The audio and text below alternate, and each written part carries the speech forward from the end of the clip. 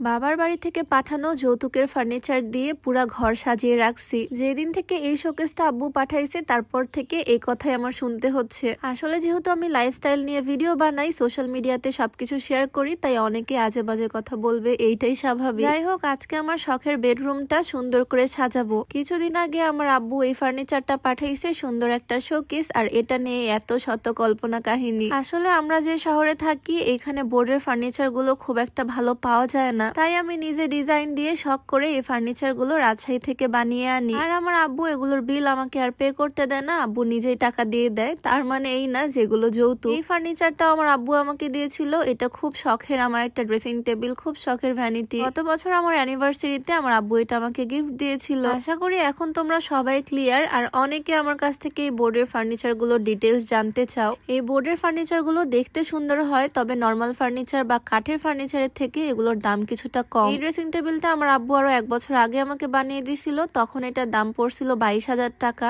এখন আরো বাড়তে পারে। 22,000 টাকার মধ্যে একটা টুলও ছিল, খুব সুন্দরভাবে লাইট ফিটিং করা আছে। গুছালে এই জিনিসটা দেখতে আরো সুন্দর লাগে। আমি এটা এখন সুন্দর করে গুছিয়ে ফেলবো, অপ্রয়োজনীয় সবকিছু বাদ দিব। স্কিন কেয়ার বলতে আমি অর্গানিক এই দুইটা প্রোডাক্টই এখন ইউজ করতেছি। একটা হচ্ছে নাইট ক্রিম আর একটা ফেস পাউডার, যেটা সম্পূর্ণ কেমিক্যাল মুক্ত। প্রোডাক্ট দুইটা তোমাদেরকেও একটু দেখিয়ে দেই। এখানে আছে একটা হোয়াইট গ্লো নাইট ক্রিম, যেটা স্কিনের স্পট দূর করতে হেল্প করবে, স্কিনটাকে ব্রাইট করতে হেল্প করবে। আর নাইট ক্রিমের সাথে থাকছে একটা ফেস প্যাক, যেটা হোয়াইটনিং এর কাজ করবে, ইনস্ট্যান্ট একটা ব্রাইটনেস দিবে ফেসে। অর্গানিক এই কম্বোটা তোমরা পেয়ে যাবা beauty care BD Facebook page থেকে। পেজটা আমি ডেসক্রিপশনে মেনশন করে দিব, চাইলে তাদের পেজটা ভিজিট করে আসতে পারো। তো এদিকে আমি সুন্দর করে রুমটা পরিষ্কার করে নিচ্ছি। অনেকে আমাকে জিজ্ঞেস করো, আপু ফার্নিচার গুলো তো সাদা, এগুলো ময়লা হয়ে যাবে না? সাদা জিনিস একটু ময়লা হবে, এটাই স্বাভাবিক, তবে একটু যত্ন সহকারে রাখতে হয় আর কি। আর আমার শোকেসের বিষয়টা তো বলাই হলো না। আমার শোকেসেও কিন্তু ক্যাপাসিটি অনেক সুন্দর, ভিতরেও অনেক ব্যাগ ট্যাগ রাখা যায়, বাহিরেও শাড়ি রাখা যায়, নিচে ড্রয়ার আছে। তবে তুলনামূলক ভাবে এইটার দাম অনেক কম আসছে।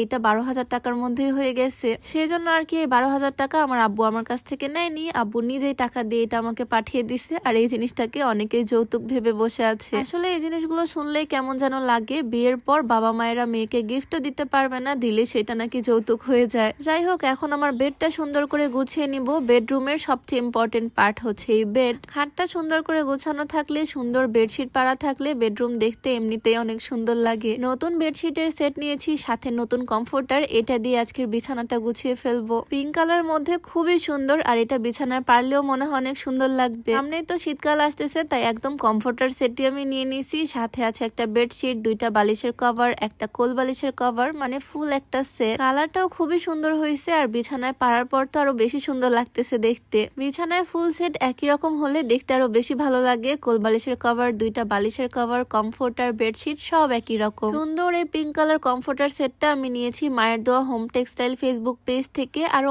অনেক রকমের কালার ভ্যারিয়েশন তাদের পেজে আছে, তবে এইটা আমার কাছে খুব ভালো লেগেছে। সামনে তো শীতকাল, চাইলে তোমরাও নিয়ে নিতে পারো তাদের পেজ থেকে এরকম সুন্দর সুন্দর কমফোর্টার সেট। তাদের পেজটা আমি ডেসক্রিপশনে মেনশন করে দিব, নাম্বারটাও স্ক্রিনে দিয়ে দেওয়া থাকবে। ফুল সেটটা বিছানায় পাড়ার পর আসলেই তো বেডটা দেখতে অনেক বেশি সুন্দর লাগতেছে। বিছানাটা সুন্দর মতো গুছালে, সুন্দরভাবে পরিপাটি রাখলে বেডরুমের লুকটাই একদম চেঞ্জ হয়ে যায়। মোটামুটি আজকে বেডরুমটা গুছালাম, ভ্যানিটিটা অন্যদিন সময় নিয়ে গুছাতে হবে। আমার বেডরুমটা আমার খুব ভালো লাগে। দেখো বাহিরে বৃষ্টি হচ্ছে, আর বিছানা থেকে বসে বসে বাহিরের ওয়েদার এনজয় করা যাচ্ছে। যাই হোক, আজকে ছোট্ট ভিডিওটা এখানেই শেষ করছি। সবাই ভালো থাকো, সুস্থ থাকো, দেখা হয়ে যাবে নতুন ভিডিওতে। সবাইকে আল্লাহ হাফেজ, আসসালামু আলাইকুম।